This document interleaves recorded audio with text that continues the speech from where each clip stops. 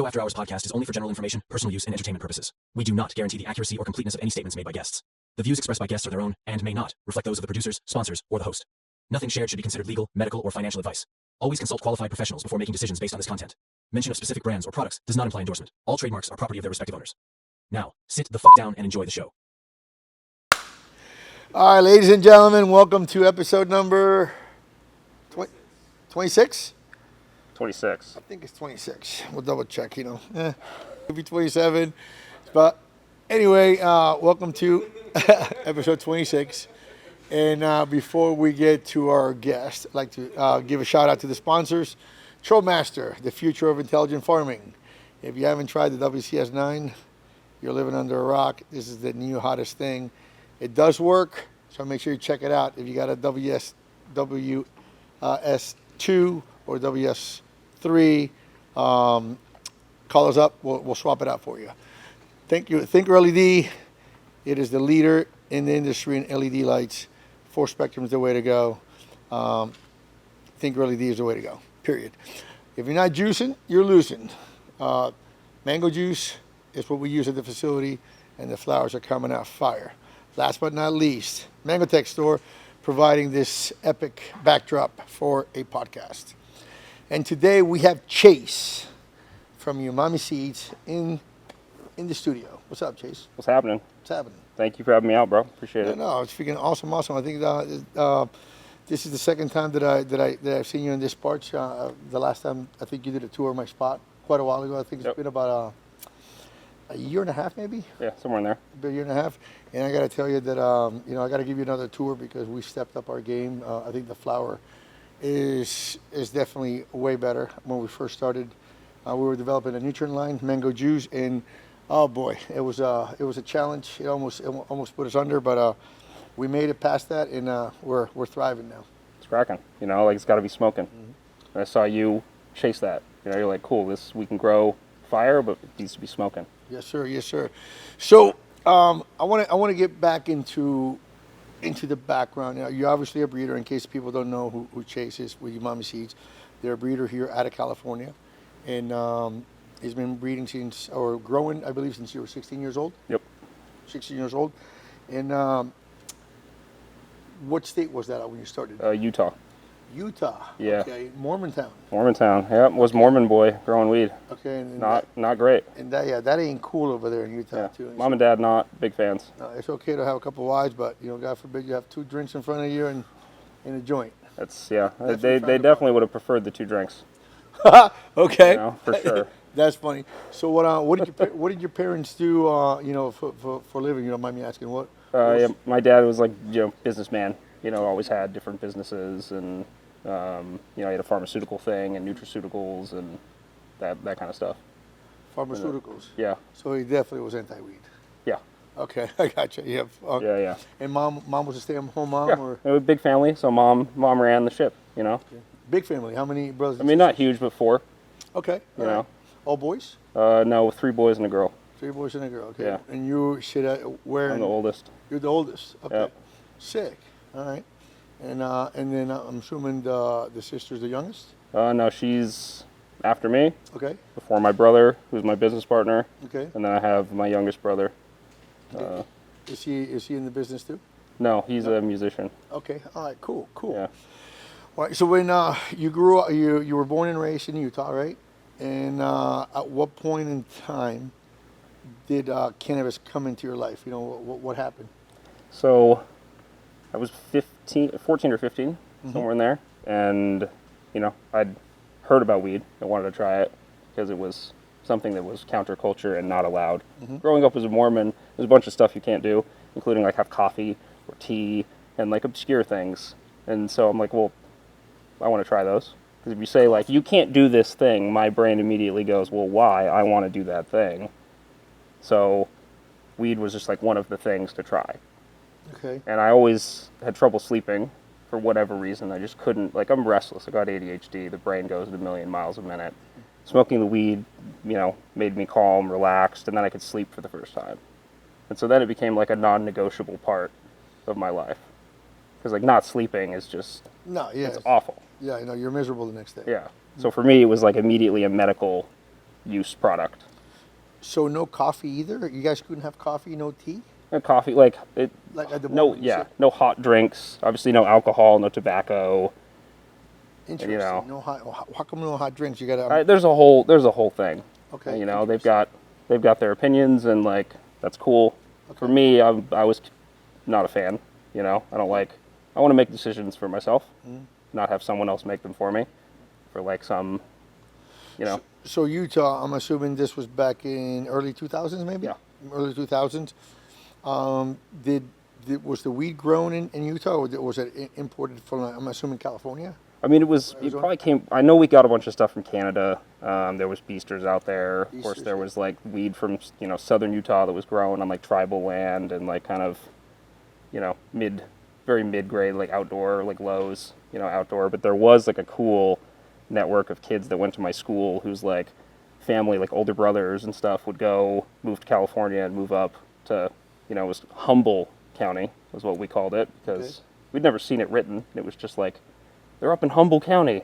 And I remember the first time I saw it like spelled correctly. I was like, oh, okay, we're fucking great. We're all dumb.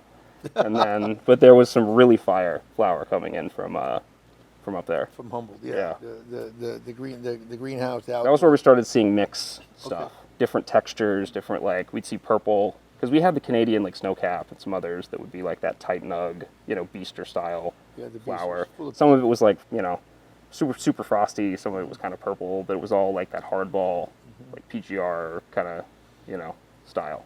So you say you started growing at 13. I believe I read in the questionnaire.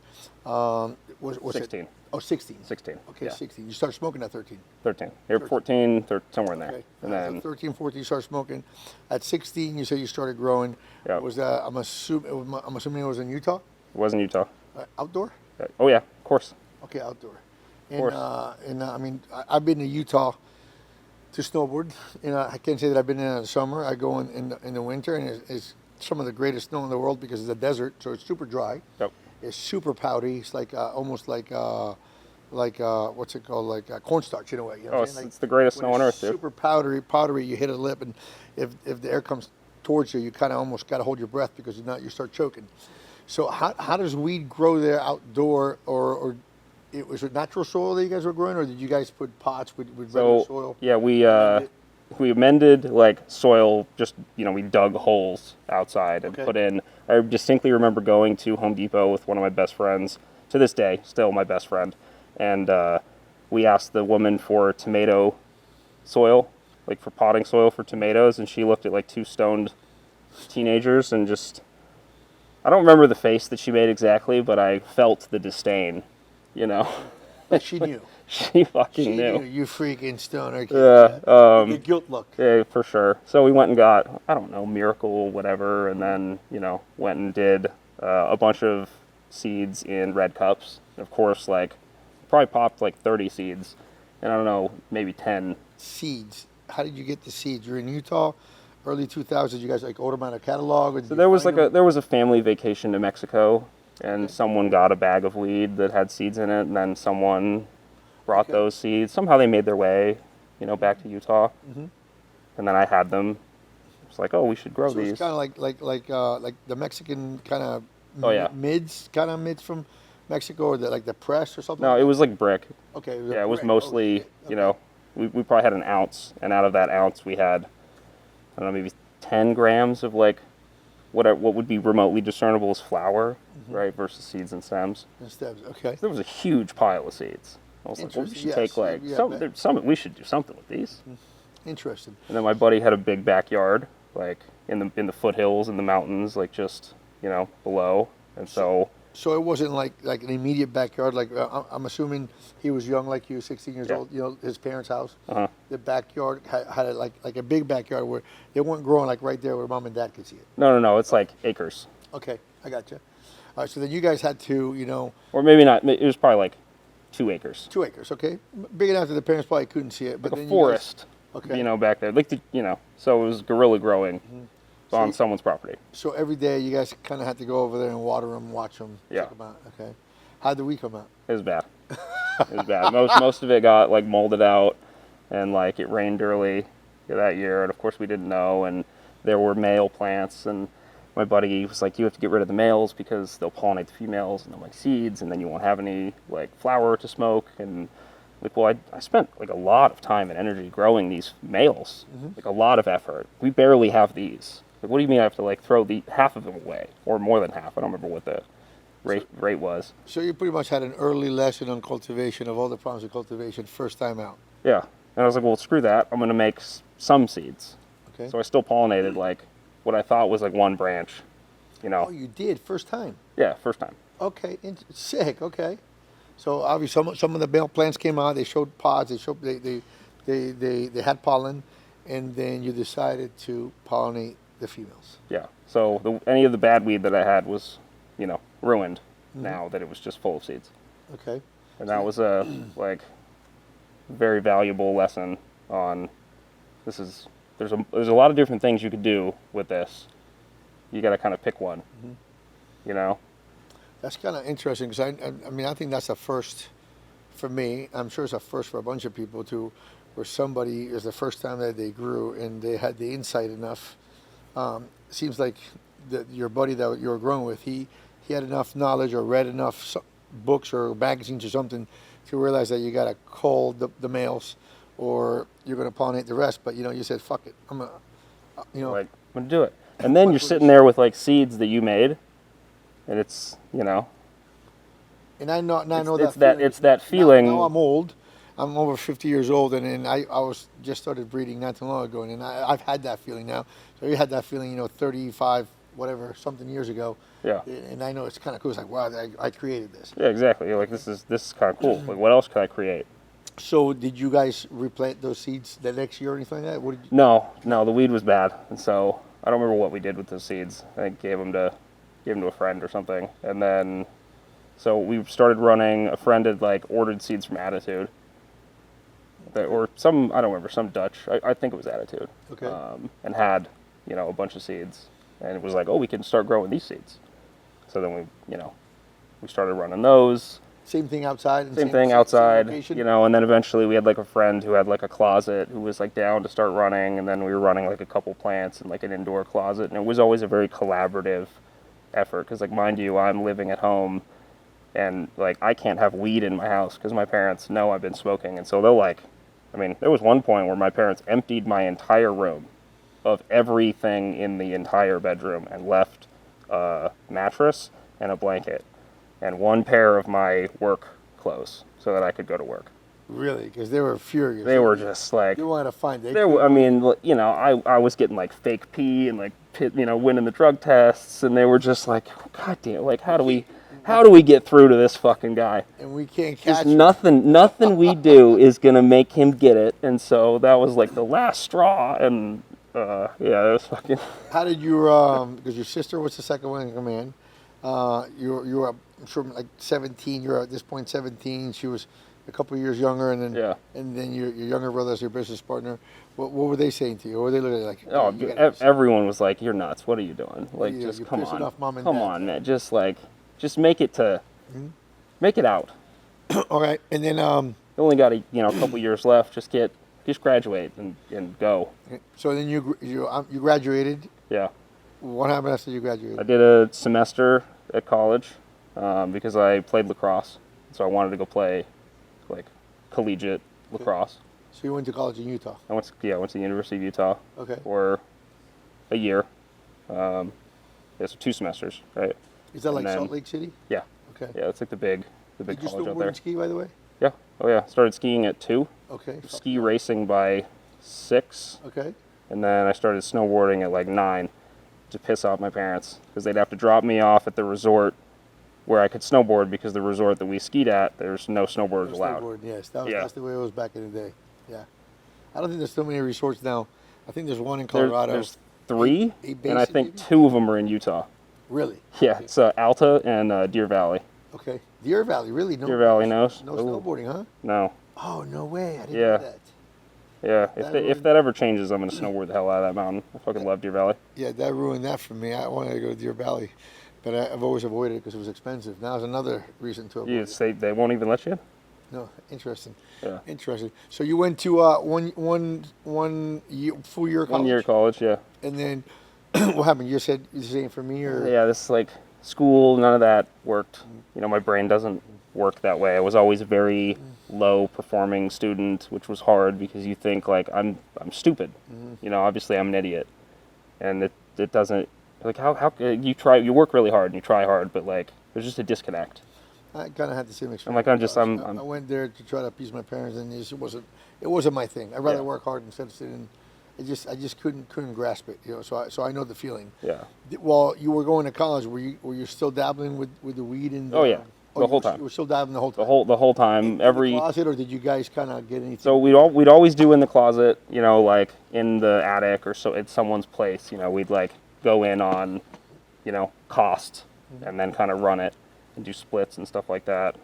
Split the workload, and then I would always do like a little guerrilla something up in like the canyon, because you could get close enough where you were near like running water for most of the year, so you wouldn't have to like truck in water, and there was also like enough groundwater that if you weren't there every single day, the plant would make it, you know, a few days. It wouldn't thrive, but it wouldn't die. Yeah, and that was always more just for fun, because by the end of the season, there's not much left. Not much left. It's either bugs or like deer, or like the deer would freaking yeah. eat. Okay, that makes sense. Or like mice will like skirt the plant. They eat the bark around the base, kills it. Yes. You know, just like a tree.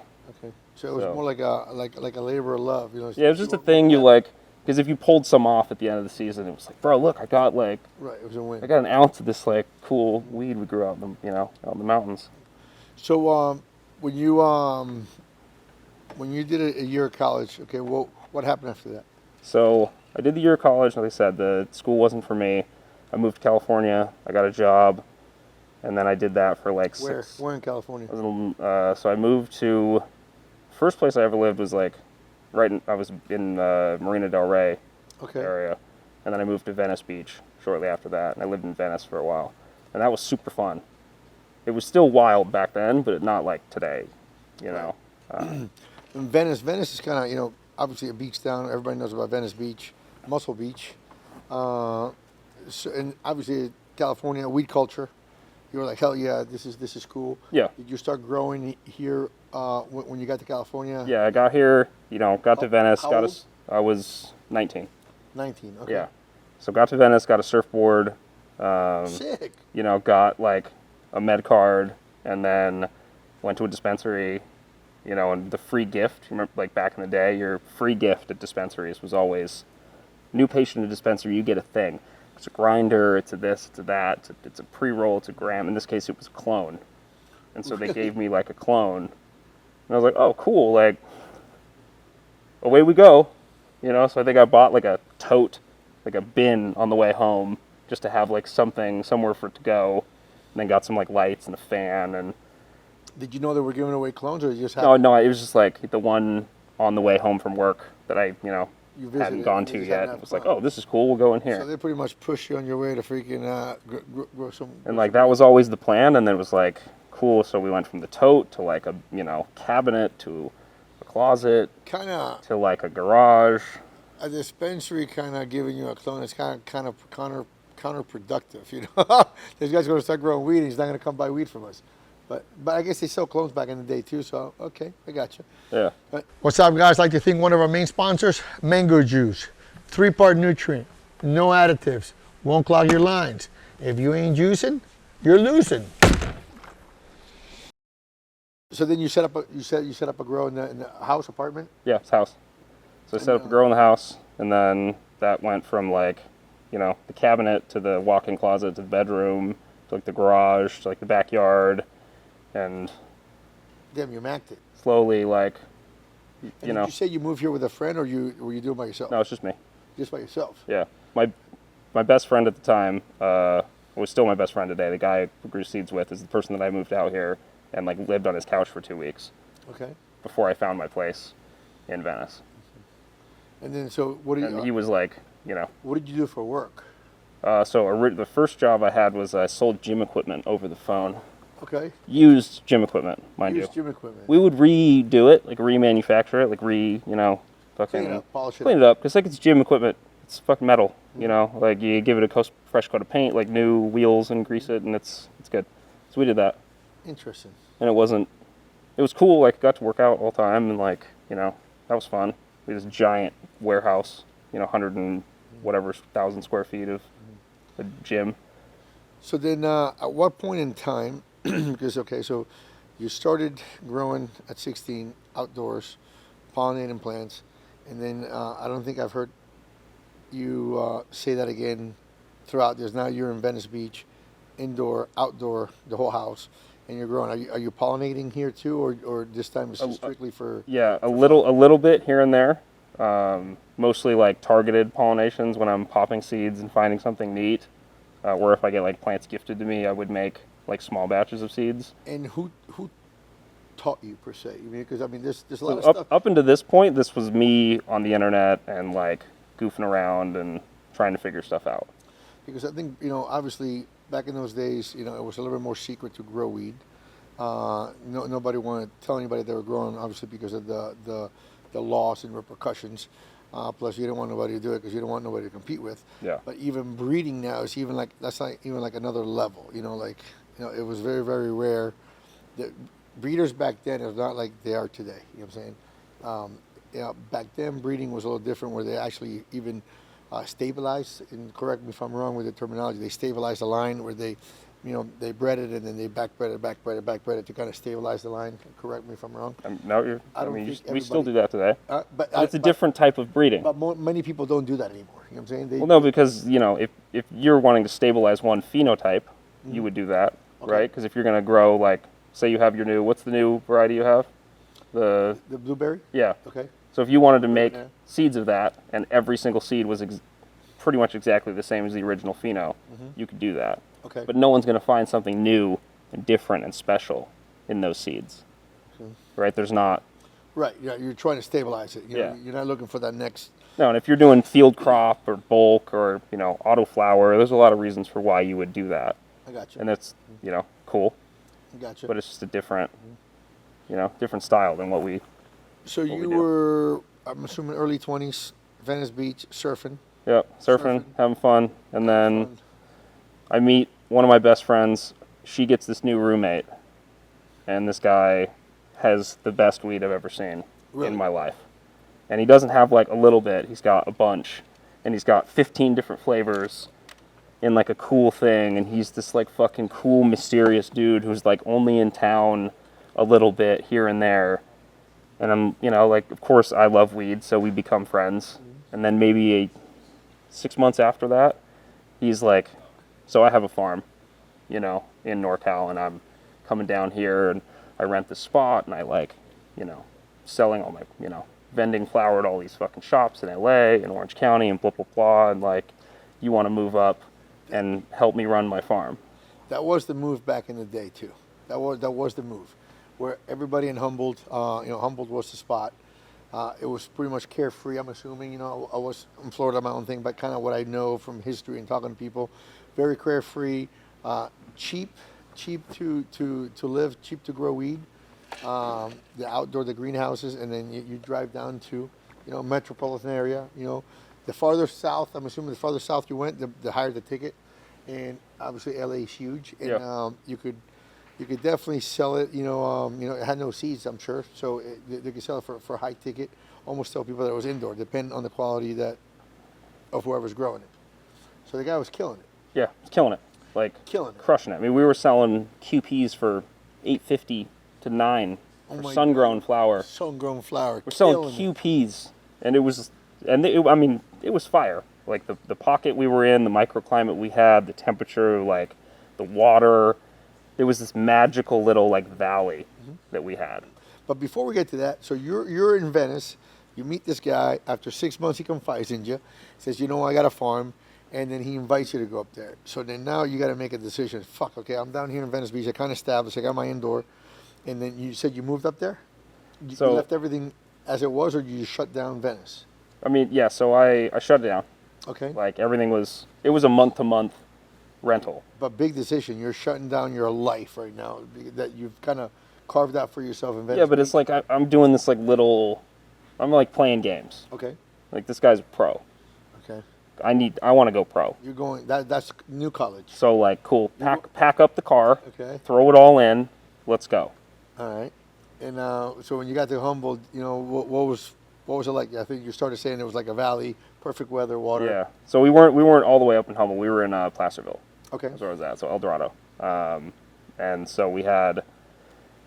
So it's not really. So it was say Northern California. It wasn't Humboldt. It was Placerville. It was Placerville. Which I did read El Dorado on your questionnaire, which is kind of where I live now. Okay, so we're kind of up there by me and Ricky. Okay, Yeah, all right, sick. Okay. Yeah. We went up deep north, but like that was a great spot because I could still get down to LA in like a day. Right. And if I had to, I could go down and back. 7-8 hours. Yes. Yeah. You go back. It'd be a 16-hour U-turn. Yeah. It could be done. It'd be a long day, but it's like doable in a day. I'm not like Oregon border, Garberville, like really gotten to, That's Yuba or Shasta or something where you're like, it's a mission. Okay, cool. So then, what was the farm like? Was it hoop houses or all outdoor? So it was all outdoor. We built small hoops after. We had 4 bedrooms, 3 of which were all like 2 were 6 lighter and 1 was a 12 lighter. And then garage was like drying and trimming and carrying storage and everything. And then we had this like big giant south facing hill, and my home had cut switchbacks on the hill. And then we had 99 plant spots on the hill. When he moved you up there, what was your position in the farm, and how do you pay you? So I was like farmhand, Okay. and I was going to be paid in a volume of flour at the end of the season. Okay. Like it used to be, in the day, and sometimes shit happens and you didn't get anything. So yeah, I worked for free, technically. I gotcha. Okay. So so at the end you get a percentage of whatever was harvested. Yeah. Okay. And I'm sure that at the end of the season, then you grabbed all that shit, you were happy, and then you go back down to LA to sell it. No. No? No. Didn't happen? No. All right. I mean, the whole time I'm selling pounds. Okay. Like, because he's got stuff, right? So I'm grabbing stuff, going down to the shops. Okay. We're doing the medical moves. Okay, and shops like, too. Okay. So I'm bouncing up and down preseason, and then as soon as like June hits, I'm back full time, and we're getting hardcore prepped for season 1. For the season. So then I was up there the whole season. We chop, I trim everything like solo, which was I think like 8 to 10 weeks of trimming nonstop. Yep. And I didn't trim at all. I remember like I was like literally by myself trimming all this flower. Really? And I called I was like I'm literally gonna go insane. I can't. Yeah, that's way too much. This is like there's so much I can't. This is not possible for me to do. No, impossible. Solo. So what And happened? I'm like going nuts. And there's no internet. We're so rural. Like, and this was before your phone had like good streaming and stuff. Yeah. So we had DVDs. So I'm like watching the same DVDs over and over again, just like getting the worst cabin fever imaginable. So So eventually I just like called it and was like, I'm sorry, like I'm moving back to LA, like fuck it. How many seasons did you do? So I ended up doing like 3 seasons total. Okay, 3 seasons. Okay. Yeah. And like that was with a few other people, and my relationship with homie like kind of soured. Okay, so On you guys that. don't talk anymore. No, we do now. Like we're friends now, and he, like, Is he still in the cannabis industry? no. No. Okay, he moved on. Yeah, he moved on. He does other stuff. But like to his credit, I did get paid for everything that I did. It just took much longer than anticipated. I gotcha. But he did make me completely whole, and like I have a lot of respect for that. Cool. Yeah. Because even though it was late, it's like he could have just said no. Right. Yeah. Sometimes shit happens, but It's, as long as they see it through to the end and they pay you, that's a good thing. Okay. Yeah. All right. So then now you're roughly 24ish, He was 23. 23ish. Yeah. And then so you went back to LA, and what happened there? So yeah, back in LA, just like banging out, because we were so casual about growing in Northern California. Like I'm like, cool, I'll just bang out this backyard and just make a ton of hash. We'll fill, Back then? Yeah. Okay. Like fill this house. Bubble hash or Like BHO. BHO? Yeah, we're making a lot of BHO All back right, then. Okay. Shatter back in then. Shatter. Shatter, honeycomb, sap, pull and snap, like all God, crumble, Hey, all the textures. with with a system, or were you guys freaking open blasting? No, it's all open blasting. Open blasting. Yeah, open blasting. That's how it started. Crazy. Yeah, we used to go. I don't know if you ever heard of the 53-foot hash bar in LA, but that was the spot. They had a dab bar that was a 53-foot bar that you could go and dab hash at and hang out. And I went to a bar one time killer. where the butt tender, or whatever you want to call it, the hash tender, that you could sit at a thing and they would give you dabs. I don't know if that's what it's like or if that's where it was, but fuck, did I remember leaving that place and we were driving in circles for like an hour because we were so. Oh yeah, a lot of that was definitely not very safe. It was like just letting like people take hot dabs and then back send them on their way. Yeah, Like, oh my god, you cough your eyes out, yeah, your lungs out, because back then nobody knew about the 525, 27 degrees. I like it 538 degrees. No, it was just no, that thing was glowing. I remember one of the shops I was at, their free gift was a dab. I think you could choose. I think you could get a keychain or something, or you could take a dab. Oh and I remember God. like this lady was like, "Oh, I'd like the dab, please." And this guy's like, "Oh, awesome!" And he grabs the MAP gas and hits this, titanium nail, red hot, pulls out like a glob and sizzles this thing off and gives it to her. And she takes this fat fucking dab and chokes her lungs out, and then just like walks out of the store, just like. Like a robot. And Oh my God, I'm so thinking this is not the move at all. This is smoke UI. This is UI. this spot is hot. Like I'm not coming back here. Like, oh, this is crazy. All right, so then so you're back in LA. You got a backyard. You blow it up. back in LA, blowing it up. BHO. Boom, yeah, blasting, being a Blasting, being a degenerate, just being young and dumb, and of course, there's a knock on the door, and it's not the neighbors. Oh my God! So obviously, all the weed outside, everybody can smell it. It's wide open. It's just they can clearly see it. So someone was like, "This is this is outrageous." And well, you guys, I'm sure had the backyard kind of maxed out. How big was the backyard? I mean, like maybe half the size of the studio. Really? Okay. It was like it was it was sizable, maybe a quarter of maybe this kind of But by section. that time that you had three seasons up in. Could have been like 600 or 700 square feet full of plants. Yeah. Big. And it was the wall to wall in the backyard, just plants. All with 3 seasons under your belt in Northern California, I'm sure you learned to do a pretty good job at it. Yeah, and I had under 99, Okay. so I thought that was cool. Now Turns out like those plus the clones and the flower, my medical card didn't really cover it. Right. So I'm assuming was it the local cops or the Yeah, it was just the local cops. local cops, and they shot everything down. They came in. They came in heavy, threw me on the ground with the whole thing. Okay. Like Did they arrest it broke the door, the window was all blown out. Were you the only one that was living there in this house? No, there was like 3 or 4 dudes there, and living there or just there? Yeah, living there. Living there. Okay. Yeah, and honestly, I don't know what I would have done in their spot, but all 3 or 4 of them at the time were like, yeah, all that shit's his, which was true. God, which was true. Which was okay, true, it's okay, and still, Jesus, really? I was there too. It's not like, what am I going to be like? No, it's his. But they were like, fucking Quick. Okay. So, oh my God. yeah. All right. Quick to point the finger. You still talk to them? Fuck no. Fuck no. We all learn real quick. Fuck no. Oh, I've been blessed. That's happened to me a couple of times in my life, but I've been blessed that the people have shut the fuck up. So thank God. So and we're still friends, just because they shut the fuck up. So did they arrest you? Oh yeah. Oh yeah. Jail? Yep. Went to jail. And then let's see. I was in jail. I was in holding for the weekend because they wouldn't transfer me to county. Okay. Until Monday. Or maybe it was Thursday. It was a long weekend. I don't remember. I was there for 3 or 4 days. They didn't turn the lights off at any point. Okay. So that was that was At that weird. point in time, did you 24ish? Did you call your parents? I did. Okay. Yeah, I called, and Mom and dad answer? Mom and Dad answered, and as luck would have it, or as misfortune would have it, my entire family was in California on a family vacation. And I had seen them all the night before. Oh shoot! Okay. Yeah. Okay, so they were in town. So they were all in town, everybody, including all my siblings and everybody. Shit. So then I'm assuming they came and got you, or you were let out on your own recognizance. I I had my couple business partners at the time who were like, okay, we should go, bail him out. But like, no one had any money to bail me out.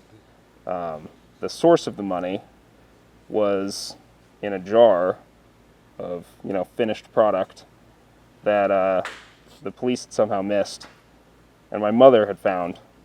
And she didn't know what it was, but she knew enough to know that no one else should find this jar. Okay. So mom's Mom, rolling around with like, to the rescue. I don't remember how much it was. It was like over a kilo. Okay. Of, Damn. Okay. like, a good oil. amount of... Yeah, a lot in a giant Pyrex dish, like the big Pyrex bowl. And then my best friend, fucking homies calling my mom, trying to be like, hey, you need to give that to, Chase's partners so they can sell it and get him out of jail, and we can start figuring out where this goes, and what happens now. Mom's first weed deal ever. Kilo of BHO. the same woman that was hated, empties the bedroom and is just like, what has happened to my son? Yeah, that's pretty funny. That's funny in a way. Funny now. Yeah. Funny when now. I found out. Yeah. It's, the first thing when my buddies were like, "Hey, we need to let Chase out of jail. Like, we need to like do this thing. And, we could bail him out like today." I hadn't remembered this. My brother reminded me. My mom said, "Let him rot." Was what she'd said. That's what you let him rot. Let him rot. But she's still providing. And then like a day later, she's got like a fucking kilo of BHO in her purse, like cruising around LA, like just immediate 30-year mandatory minimum, like gangster. Because that was possession of concentrated cannabis back then, which was a felony. Right. No. Which is it was crazy. What they were one of the many charges that because they found a bunch of BHO. Oh my God. They just somehow missed this or I don't know if it was really good. It was very light, like I don't know if they just missed it. And what was the charge back then? Because I know I got raided for a fucking BHO, and that shit was freaking. Oh my God, that cost me millions, really. Yeah, fucking for millions, sure. Millions, and it cost me really 4.5 solid years. It set me back because when I got raided in 2017, it was a half a year before legalization. And I remember the news stories and seeing it. I was like, oh fuck, I know exactly who that is. Fuck, man. And I was like, I know exactly how he feels. Because I got like the exact same thing. Because we had the whole lab, I had the oven and like tubes, and I was sitting there in jail like, this is gonna be 30 years. Yeah, look at this. I'm looking at possession, like intent, manufacturing. Yeah, 3 to 7 years county, not even fucking prison, because prison is more enjoyable than county. County's like, it's crazy, especially in California here, which is like the politics in jail are kind of weird. It was kind of weird, super interesting. Oh my God, that's crazy. So, and what roughly what year was that? That was 2013. 2013. So it was like 4 years before I got raided, and in LA. So what was the actual charge? So it was cultivation, possession of more than 50 pounds, and then possession of concentrated cannabis, and then possession with intent, and then I don't remember. There was like four other like nonsense charges. I got caught in a red county, about an hour and a half north of Sacramento, and dude, they're such dicks, dude. The charge you read as follows: manufacturing anything other than PCP. What the fuck does that mean? Exactly. Oh my! When I read that, I'm like, dude, like, what the fuck? Like, okay, I'm 50 years old. I'm not gonna go get a job. I'm not gonna go apply on resume or whatever. But I do have guys that got arrested with me that are young, and that's a terrible, terrible charge. Because as soon as somebody reads that, you know what I'm saying? Oh, this kid got arrested for manufacturing anything other than PCP. As soon as they look at the dude, it's like the dude was manufacturing meth. Yeah. It's like, dude, it was fucking weed. You know what I'm saying? It was weed. It was extraction. Even though it was BHO and there's flammable liquid, but it just read so shitty that it was nuts. So I do know exactly how you feel. Fuck, dude, 2013 in LA getting raided. So what happened with the case? So I got a badass lawyer, Bruce Margolin. He's this like OG in LA, like yoga dude who knew everybody. So we go in and immediately all the charges are knocked down with the exception of like the possession of concentrated cannabis. Okay. And it's a wobbler. They want to give me 6 months because I'm a first time offender and, I've got my family there and, they've written, you know, oh, he's a good kid and blah blah blah blah blah, you know, all this shit. And they're like, no, 5 years probation, you know, like fines and 360 hours of community service.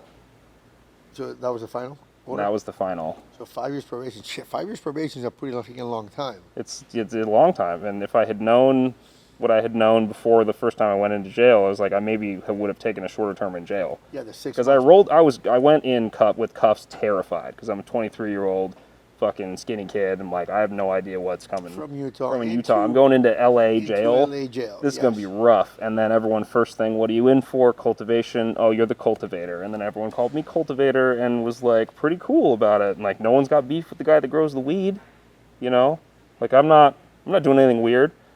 I'm just like, I'm a guy that grows weed. Sick, okay. They just like don't even, you know. So then I was like, oh, this might not be that bad. Might not be that bad, okay. All right, cool. Rather not test the theory. So five. So you take the 5 years. 5 years is long. 5 and the 360, which it doesn't sound like that much, but it's 2 months full-time work. Oh, for the community service. Yes. Yeah, it's that's a long 2 time. months, 9 to 5. So then you lost that house. Oh yeah. You lost that house. Yeah, got evicted. Surprise, surprise, got evicted. So what happened after that? Because you know that when you get raided, it's kind of like demoralizing. Nobody wants to talk to you. Yeah. You have no friends. Sometimes you have no money. So your parents obviously still live in Utah? Mm-hmm. Did you feel like going back? What's up, guys? It's Mango here, and we're in the center of the Mango Tech showroom. When you say Troll Master, you think controllers. When you say Thinker LED, you think lighting. I'm here to tell you that Troll Master and Thinker are a whole cultivation system. Today we're going to touch on ICL 300s and the Aero fans. There is no better combination in the market. ICL 300s are an inner canopy light that you set inside the canopy, and no, they're not 300 watts like some people may think. They're still 120 watts, but the 300 comes because they shine in 300 degrees. The ICL 150, that's up and coming here shortly, shines at 150 degrees because of its reverse V or A-frame style fixture. The 120 that's coming out is just like all the other regular ICLs or under canopy lights in the market. The ICL 300 and the ICL 150 are 4-spectrum tunable channel lights. That means you can play with each spectrum up and down to figure out what your strain likes best. All right, behind me, you see a single tier and a double tier. On the single tier, we have the ICL 300s on some PVC stands and some Thinker LED stands that bring the inner canopy light into the canopy, so the whole canopy gets lit up adaxially and abaxially, not just like an under canopy light, abaxially. All right, let's focus on the ICL 300 and the ICL 150. These are the Formula One, the Bugatti, the Ferrari of all inner canopy lights. Nothing comes even close to what these pair can do. Why? Because they're 4-channel spectrum tunable lights. You can tune your whites, your deep reds, your far reds, and your UV to a recipe that suits your plants.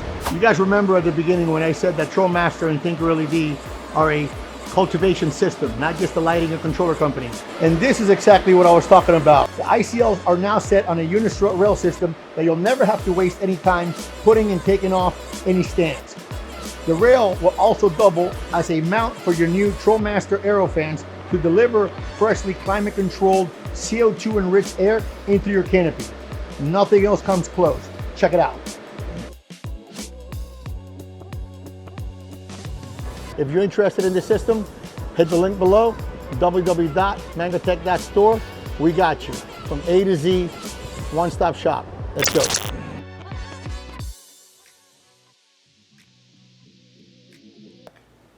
They kind of like made me go back before the final, because the court shit takes like 6 months, right? So I was back in Utah right after, I'd gotten evicted. I had nowhere to live in California, so I was back in Utah, and then I come out for like my final sentencing, all the sign all the paperwork and get started, go to your probation officer, get squared away, and they're like, well, you can't leave the state because you're, on felony probation. So you're not going anywhere. I was like, well, I have like a backpack full of clothes that are dirty, and I have nowhere to live, and I have no money, so I'm going to go back home and live in my parents' basement.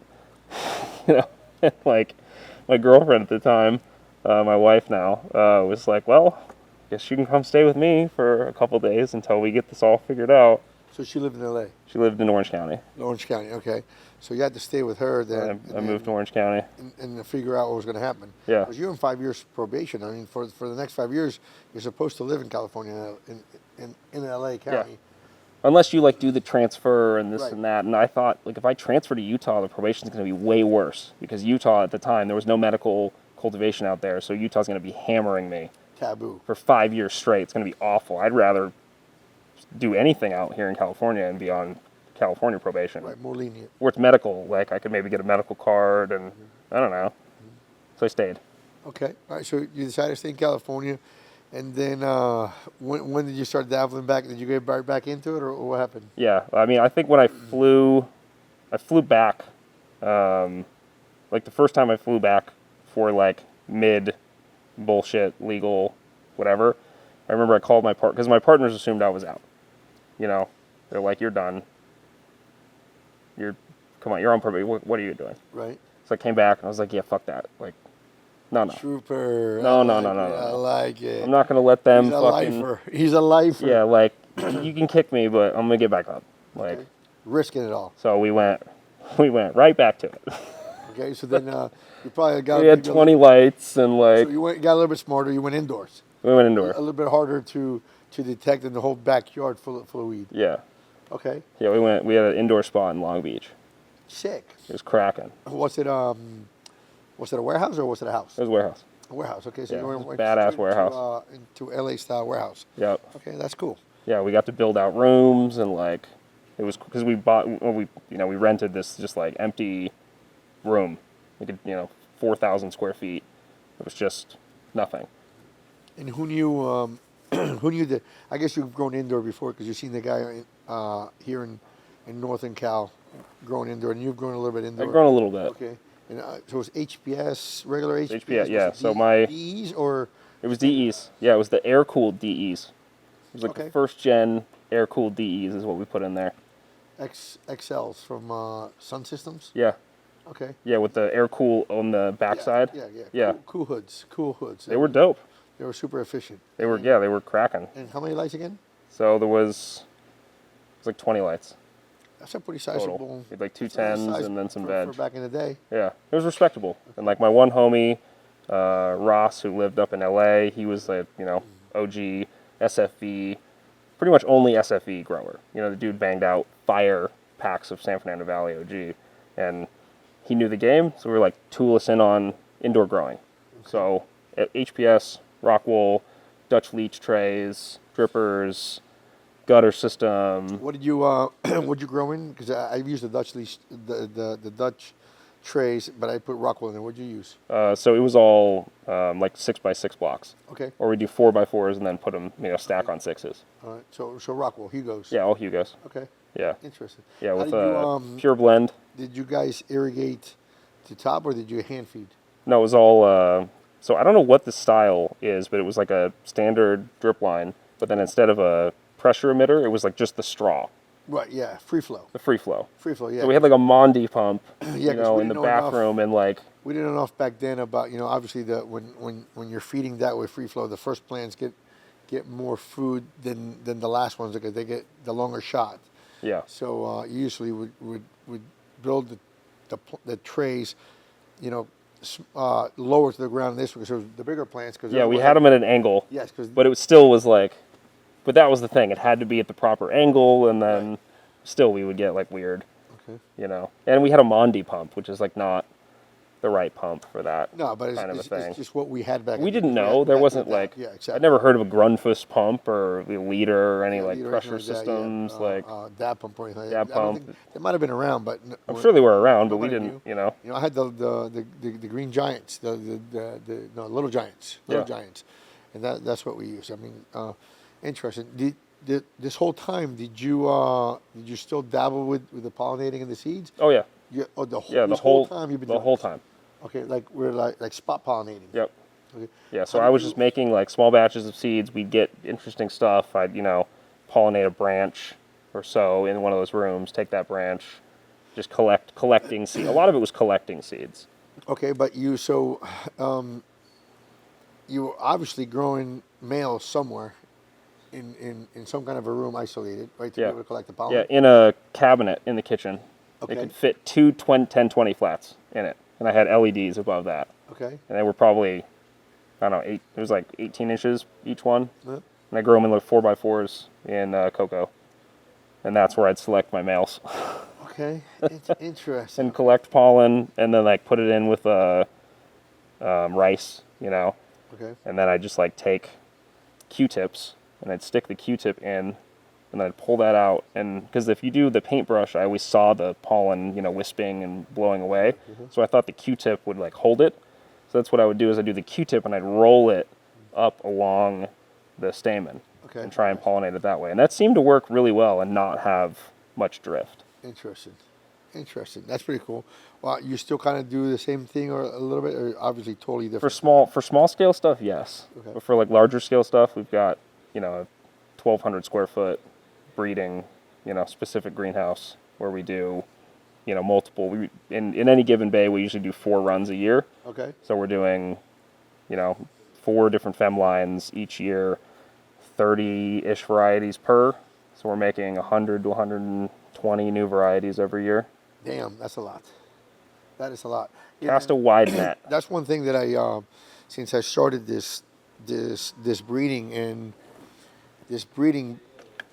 I guess, endeavor. It's like it takes so long, and you need so much real estate. It is so expensive to breed and phenohunt and hold all this stuff that obviously all that real estate you could be producing. You could be flowering and making positive cash flow, money to pay for the grow, but you're investing it into this possibility, maybe, what if, and so it's definitely expensive and challenging. So this whole time you're still playing with breeding, which is pretty cool to hear, because you hadn't mentioned it. I just wanted to make sure that the whole time you were dabbling with pollen and I was buying seed drops, collecting, and as anyone was doing something new and cool, we were getting that. It was mostly like building the library, so just like adding on genetics that we'd bank and just hold on to, and then just banking more seeds. And at the same time, you're learning, because every time that you did something, it's like, well, this didn't work out. I'm sure that sometimes it worked out better than others, and then you kind of go back and see what you did. Well, sometimes I grow something, and I'm like, this isn't as good as it should be. But I don't think it's the fault of the genetics. I think it's the fault of me as a grower. Okay. Because I was always tinkering and goofing around and trying to find something that worked better, or would like make, would root clones quicker, or just like build an aeroponic system. I just like to tinker and like build shit. Yeah. So I spent too much time tinkering, whereas I had like one of my buddies, his like second grow. It was consistent. It was fucking fire, and he would always grow fire, and he just like, I follow the chart, and I don't really think about it at all. And I'm like, dude, I've been growing for 5 years, I spent so much time thinking about this. You just like fumble your way to success. Because they stick to because he's like, and they don't deviate. I'm good at this. I'll do this, and kind of like you always want to try. Well, what if? Yeah, I'm doing good, but what if I did this and it would be better? Yeah, and that's being worse. So then my benchmark was like good enough. I'm like, okay, now I feel really confident that I'm at least giving the genetics the proper like show. I'm giving them the legs to be able to present in a way that's like representative of fucking what they can actually do, and then I'm not just like handicapping all my stuff and being like, oh, this all sucks. And it's like, well, you grew it shitty. Like, of course it sucks. You can't give it a fair shake and like really validate it. And then how do you know what's good to run and start breeding with if everything you're making is like, it's fine, but it's subpar because it's been overwatered or underwatered or overlit? Or... Right, I got you. Yeah. You were the creature of your own demise. You were the one. Okay, and you understood that. At what point in time did you decide in life that breeding was going to be, the thing, what you're going to focus on? Honestly, I think I made that decision probably, like before I moved to California. I think like breeding was always what I thought was the coolest fucking thing in the space. Like making seeds, making new varieties, like traveling the world, collabing with, like, I was like, I like that, I want to do that. So that was always the goal. Okay. And everything that I did, like... And you're saying that you kind of knew that at a young age, which is interesting to me because, from not a California, background, let's say from a Utah background, but you did start, breeding from the first rip, so it was in you. I didn't choose it. It You chose know, you. yeah. People are like, oh, how'd you know? I'm like, I had no choice. Interesting. This was thrust upon me. It was like, this is what you do now. Pretty cool. I'm like, okay. And at what point in time? Okay, so now, well, no, let's finish. Let's finish. You said fuck it to the probation. I'm still gonna do this. Did anything ever happen? Did you ever get in trouble? And then any hiccups? No, I mean, I was, I like mind my P's and Q's, and I didn't smoke, like Okay. So I got off early probation. I finished my community service early. I paid off everything early. I went to the judge, and like I got off at 3 years. 2.5, 3 years. Yeah, Yeah. 2.5 years. You can petition. By the time it gets processed and whatever, it's probably Yeah, another so it 6 was months 3 later. years. So it was like At 3 years. you're I like, get oh, I get fuck off, yeah. and it's like, like fuck yeah. Big weight off. We're your moving out of this shoulders. shitty, because I was living, we'd maxed out the warehouse, and so I was living in an apartment. Like, we all had to move out of the warehouse, because we all lived there with everything, and then we were like, well, we got to scale. We got to put, like, a TC lab in here, we got to do nursery, like, we got to get after it, so everyone's getting the fuck out. So I was living in, like, a shitty apartment, and I wanted to grow, but, this is where I live, they know where you live, so I wasn't going to blow it out. And then the minute I'm off probation, we went and found a property. Was like, dope, I'm gonna blow this house up. So 8 lights in the garage, like 4 lights in each bedroom, and just, I never stopped. Okay. So then, but you still had the shop. Yeah, You still had the shop, and then now you were growing in a different house. yeah, And then that's kind of where you started honing your skills for breeding, kind of. yeah. That was where, like, now I'm not beholden to my partners. I can flower a whole room, I can do seeds, I can do whatever I want. Okay. Like, I'm not having to, ask permission to, like, take a chunk, because, like, if I screw up the harvest for everybody, right, that's like, that's not going to work. They're not going to go for Yeah, that. that's a tough. So I had to move very carefully, and I could only do, and again, being restricted. Right. I'm not a big fan of the, Right. like, here's your square, you can walk around in your square, but don't you dare fucking go into another square. I'm like, yeah, this is not enough room. Like, I need some space. So getting that house was finally like, okay, now I can do whatever I want. I can start growing all the seeds that I've been hunting and hiding and storing away. All the landrace stuff, all the weird whatever. Like, we can do anything now. And that was about what year and how old? That would have been, what was that? 16? Okay. Yeah.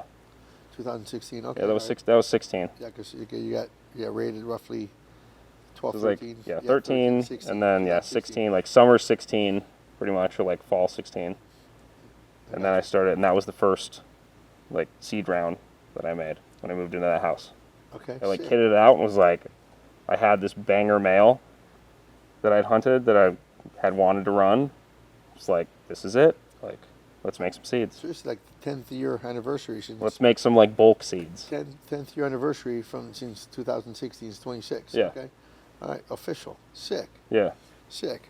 All right. So now you're pretty much a world-renowned breeder. You're and last time that I talked to you on the phone, you said you got a bunch of contracts. We were discussing about licensing deals, stuff like that, and you said that you have great licensing deals out of the country, international deals. I do. That, I think we discussed that you have some Germany. Yep, we got Germany, Australia, maybe. Australia. Okay. Yep, what we've else got. we got? So right now we've got a facility in Canada. Of course, we've got some spots here in the States. We're in Argentina and Paraguay. And then we're in negotiations with South Africa, but that one's tricky. These like deals are It takes time. it's a lot of So, work. to the viewers, how did you go from breeding here in California, in a house, and then take us through the process how you got from now 2016. Now you're breeding, yourself. You're your own boss. You don't have to answer to nobody. You call all the shots. How did you go from there to now being sought after from people around the world? So 2017, I bumped into this guy at a trade show. His name was Sean, and Trade show where? in LA. I Okay. can't remember, some cannabis trade Okay. show. Bumped into this dude Sean, still a good dear friend to this day, and he was like, hey, so I have this grow project in Paraguay that I want to go build and set up. Are you interested in like doing genetics for that and helping with the project? I was like, for sure, that sounds dope. He's like, cool, well, logistically it's difficult. I was like, well, it can't be that hard. Turns out it was. It was actually insanely difficult. Yeah. But, you know, I have that thing where you can't foresee so Right. many difficulties. You just see the like, oh, I can totally do that. We'll figure it out. And then you're in too deep and you're like, well, yeah, you got. I'm going to figure this one out. You got to see it through. Yeah, so we ended up building like 200 lights down in Paraguay, this GMP facility for, you know, flower production and export. And that got me, you know, into a few meetings with some other people where there weren't a lot of people doing what I was doing at that time. Like the word phytosanitary certificate in 2020 was like not a thing anyone in the cannabis industry had heard of. And like, so getting phytosanitary certified seeds and moving genetics from A to B was incredibly difficult. Then we were actually, the funny thing with Australia is I met the CEO because I was going to hire him as one of either the CEO or someone on the exec team for Paraguay. And it wasn't a good fit. Paraguay was, you know, working in one way or another, and so it didn't work out, but we stayed friends. And then like a year later he calls me, and this is a culture dude. The guy's from Washington State. Like he's by no means a Chad. Dude's he's a G. And he calls me, he's like, hey, I've got this project in in Brisbane in Australia. We're going to put up 5 hectares of insanely kitted out glass house, like Venlo style, bottom up. This is probably one of the most technically advanced greenhouses on the planet. It's an indoor facility that's light assisted by the sun. In Australia. In Australia. Insane. And that goes live. I mean, we're planting the first round right now. Okay. And so that flower will drop in every medical market in the fall. Awesome. Yeah. Awesome. Wow. And that's been a and that all started 6-year project. That all started from the guy that you met in Paraguay. Yeah. And then that was, you said 2020-ish? Yeah, that was like, I met him in 1920, and then going down to Paraguay, peak COVID was wild. You were one of the first persons that actually made that move, because I mean I know a guy from Florida there was a young guy. He wasn't really into the weed, but he had money and he had connections, and he went down to, and I don't know if it was Paraguay or Uruguay. You know, might have been Paraguay, because Yeah. I know it was like Paraguay was like the first nation. Yeah, there were like South America. there were like 6 or 7 licenses in Paraguay total. Okay. And But it could have been one. I mean, they could export it. I yeah, remember. it's a small. Like once I Jamie found out who Booth. had the other 5 licenses or whatever, you're like, oh yeah, that makes sense. Okay. Interesting. So then, and everything in South America gets exported to Europe, Yeah. correct? Okay. Yep. For the GMP or GACP. Well, that's pretty cool.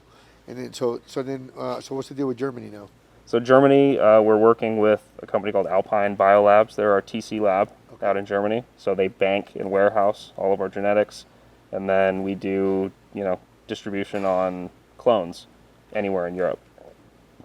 Technically, we can go anywhere in the world. Phytosanitary certified, all Gen 1 stock from Gen 0 plants in a kitted out TC lab. Really? Yeah. Nice. Okay. It's real proper. Okay. Nice.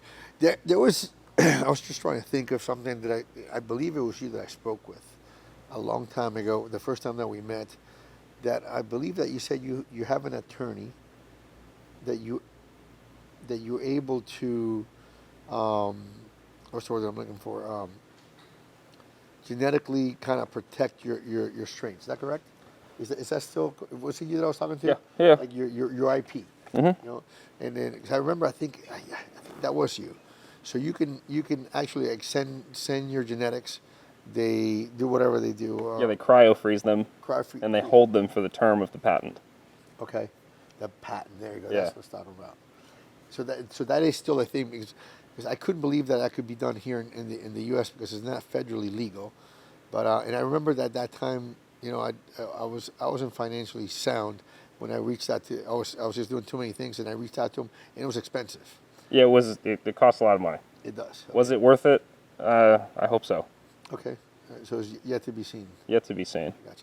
There was another thing that you said to me that that because we were talking about licensing deals, and you said, you know what, licensing deals do not come to fruition, or they don't pay in the United States, but it seems like out of the country everybody always pays. Why do you think that is? I mean, honestly, it's hard to say. Okay. Like, it could be a lot of factors. I think on the GMP side, I hate to say, like, you're only dealing with professionals in that space, and you're dealing with, a bunch of goofballs in the cannabis space. But, like, that's correct to a degree. Okay. I mean, the other hard thing is, like, especially in California or anywhere in the United States, like, business is tough. It has been tough, yes. And then, like, how do you balance what's going out and what's being distributed, and, like, what your price is, and do you have, like, does your pricing structure change depending on your wholesale rate? Because if the royalty is, a set dollar per gram, or, like, there needs to be some kind of flexibility there. I think the other thing is it's hard to stay on top of everything, that's really what it needs to be. Like, people want to build this thing and be like a mega giant business and run everything, but, like, we've already hit the, like, okay, well, we're not growing anymore. Like, we need to make sure everything is copacetic, because we have to QC the batches personally. Like, between me and my brother, we QC every batch. Okay. And that means flying to Australia and to Germany and, like, really? and it's until you have someone, like, I do have 2 people in Australia whom I trust implicitly, and I know their palate is good, but still, like, if it's just them QCing it and I'm never there, like, what's the point? Is it really you? It's like, not me. Right. You need to be there frequently. Mm-hmm. And so that's, I mean, if it's got the brand on it, if it's Umami Terps, like, I've seen it, I've smoked it, I've helped grow it, I've been a part of it. That's one of the things that we haven't discussed. Where did the name come from? Oh, umami? Yes. So umami is obviously it's a Japanese word. You said this to me, but it's been a while and I Yeah. kind of forgot. But I think it was a cool story. So I want you to refresh my memory and then tell the viewers. Yeah. So yeah, it's Japanese. It's the rough translation in English is like deliciousness, which is like a fun kind of nebulous term, where it's the 5th flavor. So you've got sweet, sour, salty, bitter, umami. But there was a kind of story behind it, how you chose that name. Well, so the reason I chose it, I had described Umami Terps before Umami Seed Company was a thing. Like, those well-rounded, multi-flavor terpene profiles, that was, for me, it was Umami Terps. And then, of course, like, Japan was a big part of, like, my life. I took Japanese in high school. My dad lived in Japan. Like, he moved our family out there for a summer. He had a business there. Like, the woman that took care, like, we had a nanny, essentially, who helped my mom, and she's half Japanese, and, like, her mom was Japanese. So the culture, the vibe there was a lot of Japan in the house. Okay. So I was like, I want to make stuff. I see it now. Okay. I want this, like, what embodies the flavor of the flower? Because for me, that's the thing. I want the flavor. Like, the medical benefit of sleeping is great. Once we had that covered, I'm smoking for flavor. I want things that... I'm kind of that way too. I like the flavor too. Like, the effect is cool, and I can get the effect a bunch of different ways, but if I really want to enjoy something and experience something, it's got to... I love the effect too, but it has to taste good. Yeah. Because if it's, like, harsh and, like, I'm not enjoying that, how am I going to enjoy anything else about it? Right. No, I like the flavor too myself. Sometimes I think that I get too high, and then it becomes uncomfortable.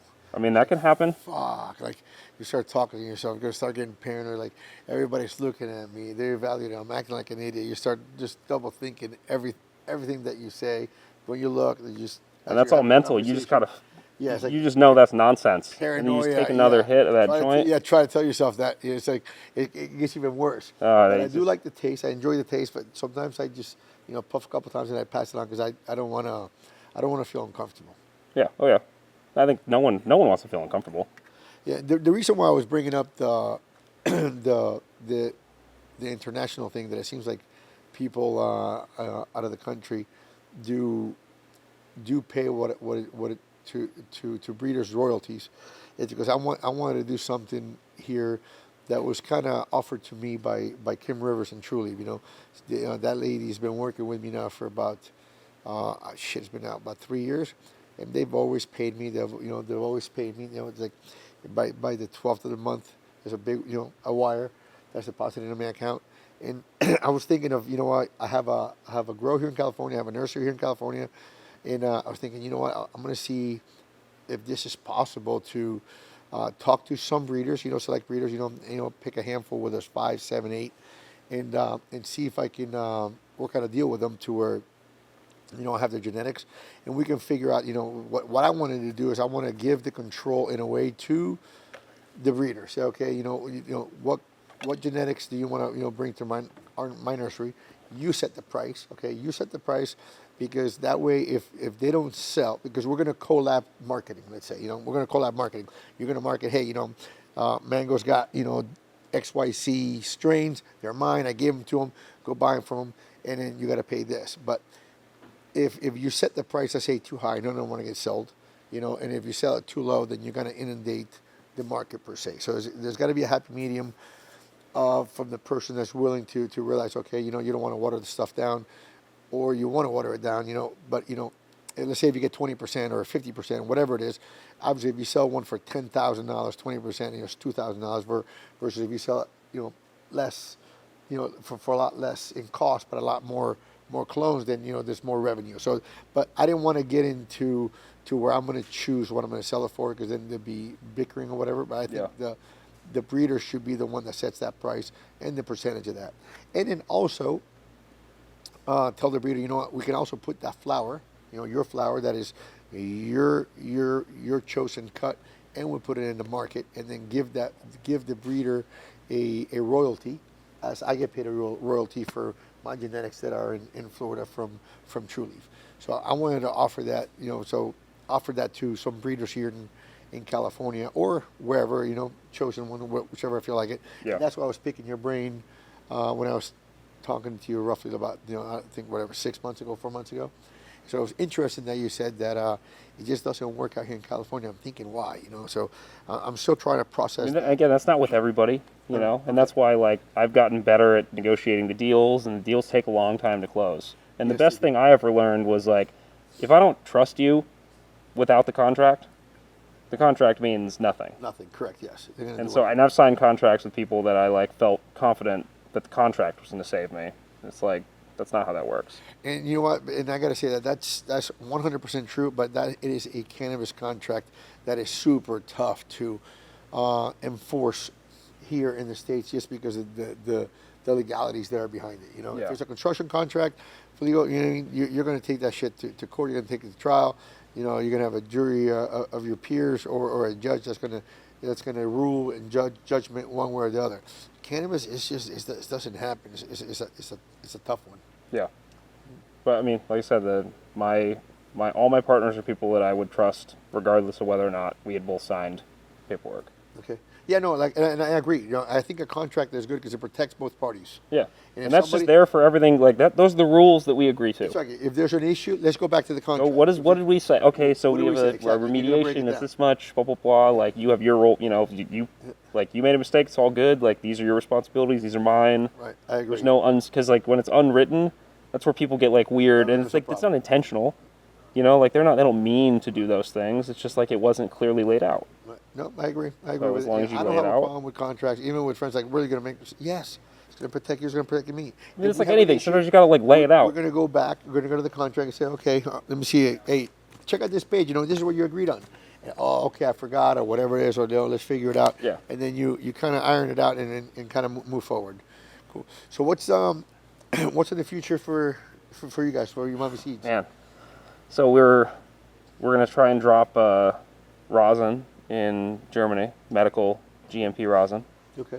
Yeah, if we're not the first people to do it, we'll be first 2 or 3. GMP rosin, that's a hard one. That's a hard one because I don't think concentrates are allowed or GMP. So they're changing a few things, okay. And we have a facility that is able to make GMP rosin. The problem is their flavors are awful. Really? Not awful. They just don't have anything unique or special. Okay. And they want that, and so we have that. So and that's where you come in. Let's say we just got back from Germany a week ago. We've been back for a week, and then we came up here. And for those you guys that don't understand why Europe is, I guess, call it behind the eight ball on the concentrates, is because everything over there is GMP, which is medical, and they take that super seriously. Every room is just super fanatic about cleanliness and this and that and the other. There's no corners. Like in the hallway, Yes. everything's rounded, so there's no yes. dust that collects. It's like and that equipment's level gotta of. be out of the room and all kinds of stuff. You think metrics track and trace is rough? Well, wait till you get to Yes. GMP So style. I've been to those places over Like there. you can trace back a batch for a single jar, all the way to where the plant was grown is what they really want. And correct me if I'm wrong. My understanding is that there's really like no, like if you're going to do rosin or extraction, like that, all those SOPs, it takes so much money, millions of dollars to get the processes and SOP to be certified. For example, for GMP, like Yeah. medical grade. So it takes so much money and time. And Yeah, that's why they haven't done it yet. Yeah, it's the validation of all the stuff. But it seems like you guys are going to be the first ones. I mean, yeah, hopefully the first, if not the first, one of the first. It is very likely we will be the first, which would be dope. That's got to be pretty. It'd be super cool. So I don't Because think the guys who are out there who are making rosin now are making absolute fire. really. They're tooled up, because the worst would have been, oh, we can make GMP rosin, and we go and smoke it, and we're like, yeah, this is not gonna, this isn't gonna work.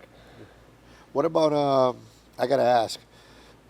Nobody's over there making any BHO or no? Or there's There's a ton of BHO, Or is there? and it's Is there? and it's really good. Okay. In Germany, all the BHO is like, in medical market or, black market, Okay.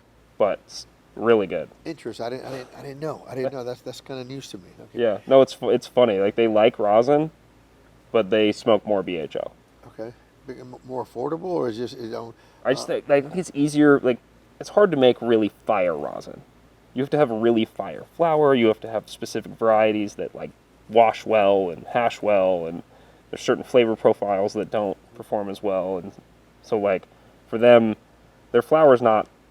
There's plenty of German farmers who grow really great flower, but the vast majority are still learning. So the flower's not like incredible. Okay. So if you take like semi-incredible weed and make like okay rosin, versus you can make like pretty good BHO, Right. better than what you would have had if you had done it into rosin. And so Interesting. That's cool. Yeah. That's cool. Sick. Okay. So yeah, they're getting so tooled up. it was interesting that the speaking with you 6 months ago. 'Cause like I said, just anybody that's out there that's listening, I'm gonna figure this out.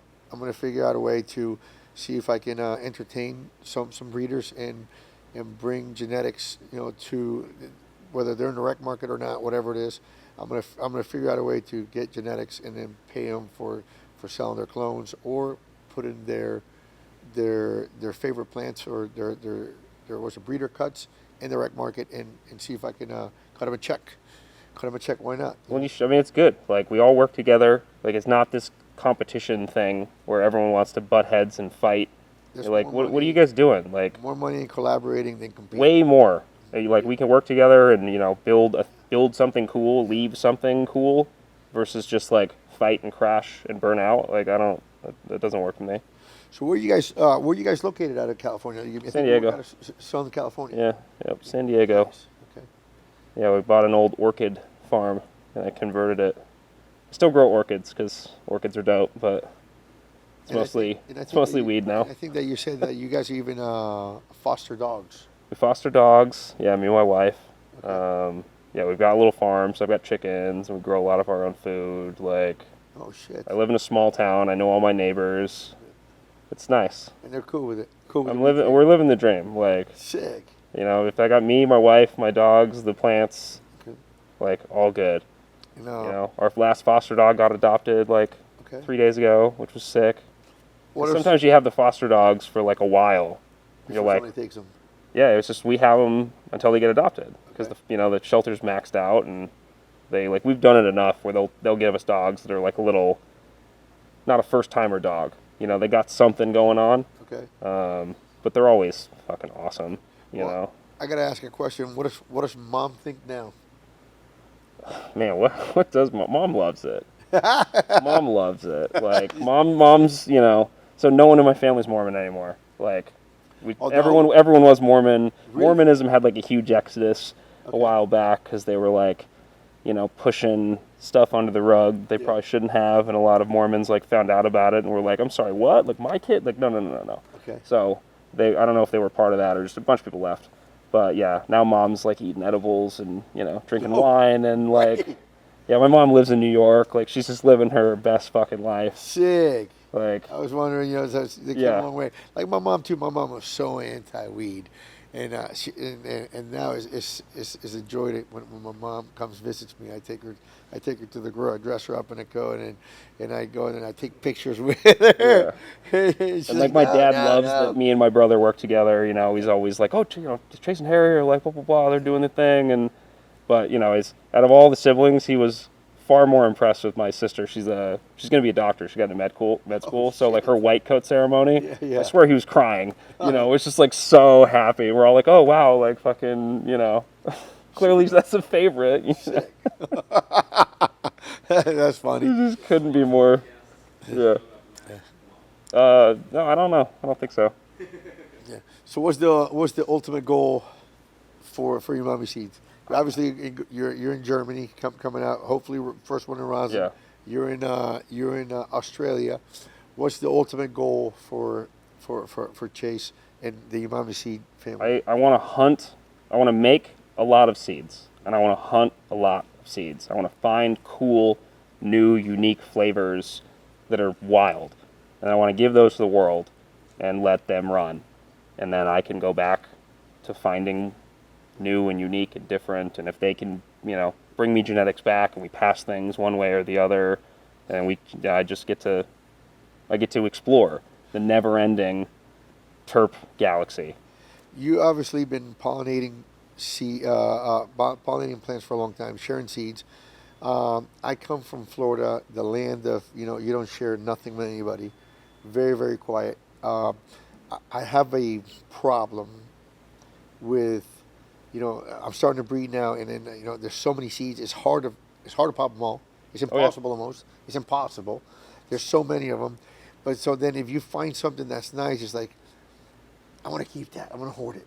But then most breeders, obviously, they breed for a reason because they want to send them out there to the world.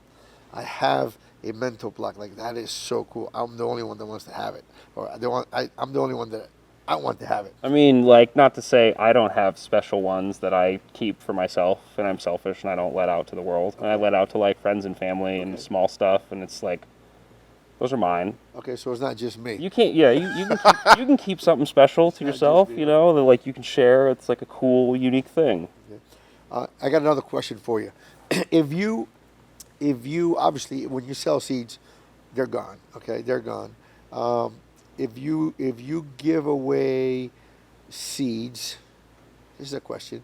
If you give away seeds for people to try out, and they find a super good pheno, okay, is there a spoken rule that they should give it back to you, or it's up to them? How does that work? It's a very unspoken rule. Okay. I don't say. So the way we do our like testing, for example, is everything's coded. You just get a number. Okay. A 3 or a 4-digit number. That's it. I don't tell you anything about the genetics, what it is, what the parents are. I'll tell you if it's regular or feminized, and I'll tell you how many weeks to run it. Okay, I was just going to ask. That's it. Okay, I got you. And you have to run that, the entirety, and then get me photos and grow report and info on everything about it to completion. And then, if you want to get it tested, you can do that. I'll give you some free seeds, whatever. But then I'm not telling you what it is until all of that's done. Okay. And usually when we have like that sort of like functional working relationship, by the end of it, people are super stoked if they find a killer pheno to pass that pheno back. Okay, sick. Okay. Because they know like you get first dibs on other cool shit. Because I trust you now. Perfect. You like, it's not a written rule. I say like, I really hope you will share these with me. Because I don't expect it. Some people won't. Really? And some people are weird. Really? And they don't. And like, okay, well that's fine. That's the last time you get anything from me. 1,000%. That's the last time you ever do anything. Okay. You want to be like that? Like, I gave you a thing. You don't have, Okay. There's no reciprocity here. Like, that doesn't work. So I kind of wanted to ask that question because that's like a question, like with Ricky over here. that he said the same thing. It's kind of unspoken rule. You would want them to share it back with you because you created it. They don't have to, but it's like they should. They should in a way. Okay. Yeah, like you either get it or you don't, and this would be one of those like you don't get it, and you can only not get so many things before you're kind of out. Right. No, I got you. Like we're all here. We've all been around long enough. We know how to operate. Right. Like we don't, you can't be in this business for this long and it's this small and like fuck people over, left and right. That's not how it works. So I see that you have a couple of, this Myron jars. I mean, this is like the standard of high quality. Because it's got to be in the Myron. It's got to be Myron. It's got to be in the Myron. The light proof Myron is killer. Bags. Yeah. I honestly I liked bags more than I liked glass. Why? Well, I didn't know, like, we didn't get the really high-quality Myron up until that time. So I liked bags better than glass because, like, the mason jars don't seal as good. And any of those other, jars don't seal as good. But the biggest problem is that they're clear. It's the light is what degrades the product far more than the temperature or the time it's being stored. It's the light. So having these in the dark is, like... My question's always been like this thing's like I don't know, like $8 or something like that, $7, $8, whatever with the sticker. I mean, but how long does the weed really sit in here? Ideally, like a month. Really? Like because you give Max. some of these guys an eighth, that's just gone in 2 days. Well, that's what I'm saying. A month total, like from it packaged, okay. Like. Oh, I see what you're saying. From when it gets broken down and goes into one of those. Then that's, hopefully a month before it gets consumed. I got to start paying attention, see if more people in the rec market have these jars. But what we learned is you can take flour, put them in these Myrons, seal them, vac seal the bag, and then put that in the freezer. Yes. And I've been smoking year-old. Talking my... Hey, say that again. Hold on. Hold on. Here, where's Rewind. Rewind, everybody. Oh, hold on. I have a bag. I'll show you after. But I have a bag. I have a bag of year-old gel air. We've been doing this in Florida. Smoking. People look at me and they say, "Dude, you're fucking retarded. You're tripping." In Florida, what we used to do is like if you had money, and back in the day, it wasn't like weed everywhere all the time. So if there was some weed that came in from a room for a room or whoever had a harvest, that was fire, whatever, or not, you'd buy it all. You seal it in the food saver bags, just enough to snug, double seal it, whatever, and you put it in the freezer. And you don't touch it. You just don't touch it. You leave it there. It's not like you have your freezer at home in a bag. You put it in, pull it out, pull it in, pull it out. Yeah, the same rules like hash, where you pull it out and you let it defrost, get room temperature, and then you open it up. Yeah. And then you do your thing. Yeah, I'll pull like an ounce at a time out, let it defrost overnight, and then I'll smoke through it, and it's smoking just as good as the day it went in. It could be 6 months in there. I mean, it's over a year. I'll show you this gel air that's over a year old. It's like because I've done it, but the people, Californians, look at me, we're like, the third eye, like, haha, that's not gonna work. Oh, really? Oh my God. So the funny thing is that I had some jars, just like you said, sealed in a freezer, and then I had a get together at my house, and then I had Capture, the videographer. I had a bunch of jars. So here, roll this one up, and I knew exactly what I was doing. I knew exactly where I was going, and I think I don't know, it was kind of like a white runch or something. I go, so he's smoking and whatever. He's almost done with it. I go, how was that? Oh, it was good. It was good. That's been in the freezer for about 6-7 months. He was like, man, and he's the one that's been giving me a hard time. Like, so anytime that something comes on Instagram, like you guys, I think it was Be Easy or somebody that puts it in a jar, closes it, and seals it, and then food savers it. It's like I send it to him. I go, see, I'm not tripping. I'm not tripping. No, I mean the only trick, like it just can't be. It's got to be done. It's got to be dry and done. There's no more burping. There's no more nothing. Because if it goes in wet, it's going to come out wet. Oh, so it better be like done and ready to be. Yes. Yeah, but it's good. As long as you get that, then it's a nice little trick. You know what? And I think I'm going to end it on that note.